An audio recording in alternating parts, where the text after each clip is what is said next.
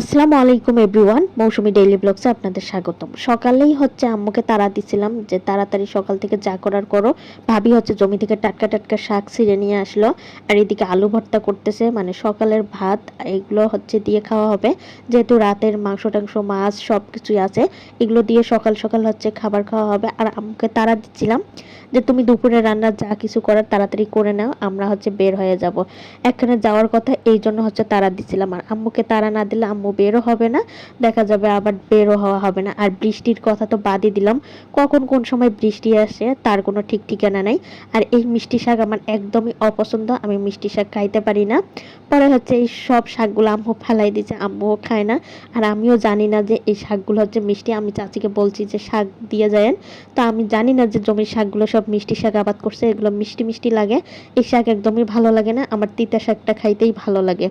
আর একদিকে তো আম্মুর এই তো আলু ভর্তা করা শেষ। আম্মুকে বলতেছিলাম সকাল সকাল শাকভাজি আলু ভর্তা, কিন্তু শাকভাজিটা তো খাইতে পারলাম না, কি আর করা। শাকভাজি নিয়েছিলাম, কিন্তু আমার বর আমি কেউই হচ্ছে শাকভাজি খাই নাই, অন্যান্য তরকারি ছিল তাই দিয়ে খাইছি। আর একদিকে হচ্ছে ভাবি এই তো ভুড়ি কাটতেছে, তারপর জিব্বা কাটতেছে, গরুর জিব্বা, এগুলো নিয়ে এসে তো ফ্রিজে রাখা হয়েছে, সেদিন আর হচ্ছে পরিষ্কার করা হয়নি। আর একদিকে এই তো এখন হচ্ছে মাংসর জন্য সব কিছু রেডি করা হচ্ছে। এখানে হচ্ছে মাংস উঠাই দেওয়া হবে, আর মানে জিব্বা আর কিছুটা মাংস।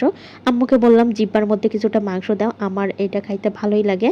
তা আম্মু যেই কথা সেই কাজ, মানে জিব্বা না, এটা হচ্ছে একদম গরুর কলিজা, সব কিছু কলিজা কিছুটা জিব্বা, মানে একদম সব কিছু একসাথে করে রান্না করতেছে। তো আম্মুকে বললাম এর মধ্যে কিছুটা গরুর মাংস দাও, কারণ গরুর মাংসগুলো সবগুলো সিনার মাংস ছিল, এত সুন্দর ছিল।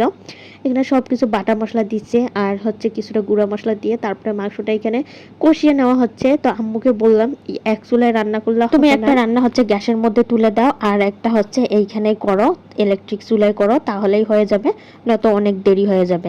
তো তখনই বললো যে আম্মু বলতেছে তোমার ভাবি সেই নিয়ে আসুক ভুড়িগুলো, ভুড়ি একদিকে রান্না করব, আর একটা হচ্ছে আমি চুলায় তুলে দেবো, গ্যাসের চুলায়। তো এখানে সব কিছু দেওয়া হচ্ছে। আর আম্মু হচ্ছে যখন কারেন্ট থাকে তখন কোনো গ্যাসই ইউজ করতে চায় না, মানে যদি না লাগে এরকম দুই চুলায় দুইটা সব কিছু উঠাই দেওয়া লাগবে, তাহলে সে হচ্ছে গ্যাস ইউজ করে না, এরকমই হচ্ছে ইলেকট্রিক চুলায় রান্না করবে।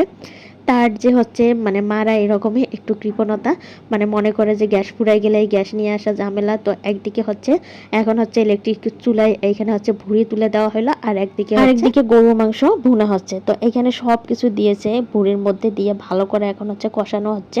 এখনো হলুদের গুঁড়া মরিচের গুঁড়ো এগুলো দেওয়া বাকি আছে, তো এখন হলুদের গুঁড়া দিয়ে দিচ্ছে, তারপর এক একে মরিচের গুঁড়া, যত হচ্ছে দারচিনি গুঁড়া, ছোট এলাচ বড় এলাচের গুঁড়া সবকিছু একসঙ্গে গুঁড়া করে রাখে, তো এই গুঁড়াগুলো দিয়ে দেওয়া হচ্ছে। দিয়ে ভালো করে এখন ভুড়িটা কষানো হবে। তো আম্মুকে বলতেছিলাম ভুড়িটা একরকম কষানোই রেখে দাও, শুধু হচ্ছে মাংস রান্নাটা হলে মাংস রান্না দিয়ে আমরা খেয়ে বের হয়ে যাব। তারপরে হচ্ছে এখন তো সবাই বলতেছে কেউ খাবে না, আমার হাজব্যান্ডও বলতেছে খাবে না, আর আম্মুও বলতেছে আমিও খাবো না, আমিও বলতেছিলাম আমিও খাবো না। পরে ভাবলাম যেহেতু কেউই খাবো না, তো তাড়াতাড়ি করে আগে হচ্ছে শুধু মাংস দেই, যেহেতু এগুলো হচ্ছে কলিজা, এখানে সব থেকে বেশি হচ্ছে কলিজা, তারপর হচ্ছে জিব্বা আছে, জিব্বার মাংস। তো ভাবলাম হচ্ছে ওদেরকে দিয়ে আসি, আমার ছেলের আমার হাজব্যান্ডকে, ওরা হচ্ছে খাক, যেহেতু ভাত খাবে না, বের হয়ে যাচ্ছে বাইরে যাচ্ছে, একটু খাইলেই ভালো হয়। খাইছে, তারপরেও হচ্ছে এইটা যেহেতু একদম গরম গরম রান্না হচ্ছে টাটকা টাটকা, এটা একটু খাইলেই আমার হচ্ছে ভালো লাগবে, এরকমটা লাগলো। তো এই জন্য ওদেরকে তুলে দিয়ে আসলাম। আর ভুড়িটা এরকমই রেখে, এই তো আম্মুর হচ্ছে ফ্রাই প্যানগুলো, আগের ফ্রাই প্যানগুলো নষ্ট হয়ে গেছে, তা আম্মু বলতেছিল নতুন কিছু কিনতে হবে। পরে আমাকে ছাড়া আমার মা আগে থেকেই কোনো জিনিস কেনে না, পরে এই তো এই সব কিছু কিনে আমার হচ্ছে মনে হচ্ছিল যে জিলাপি খাওয়া দরকার। তো আম্মু হচ্ছে নিয়ে গেল, বলল যে চলো মিষ্টির দোকানে যাই, এইদিকে গিয়ে গুড়ের জিলাপি, তারপর হচ্ছে চিনির জিলাপি, মলা, এই সব কিছু আমরা নিয়ে তারপরে হচ্ছে বাড়িতে চলে আসছি। আজকের মতো এই পর্যন্ত, আল্লাহ হাফেজ।